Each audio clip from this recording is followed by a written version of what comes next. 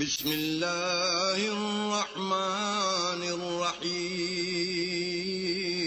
شروع اللہ کے نام سے جو بڑا مہربان نہایت رحم والا ہے. الرحمن اللہ جو نہایت مہربان. علم القرآن اسی نے قرآن کی تعلیم فرمائی. خلق الانسان اسی نے انسان کو پیدا کیا. علمہ البیان اسی نے اس کو بولنا سکھایا. الشمس والقمر بحسبان سورج اور چاند ایک حساب مقرر سے چل رہے ہیں. والنجم والشجر يسجدان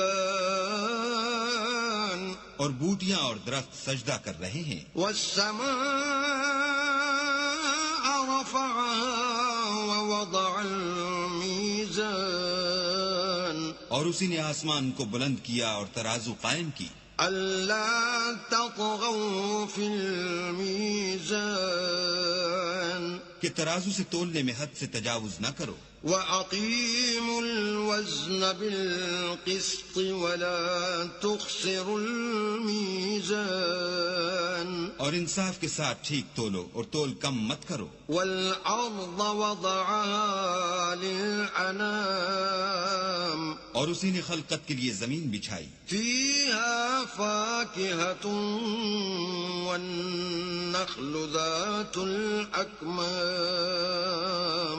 اس میں میوے اور کھجور کے درخت ہیں جن کے خوشوں پر غلاف ہوتے ہیں. وَالْحَبُّ ذُو الْعَصْفِ وَالرَّيْحَانِ اور اناج جس کے ساتھ بھس ہوتا ہے اور خوشبودار پھول. فَبِأَيِّ آلَاءِ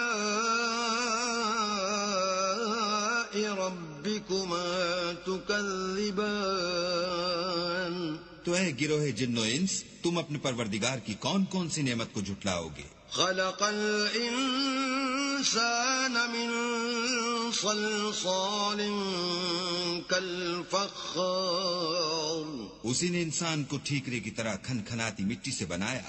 وخلق الجان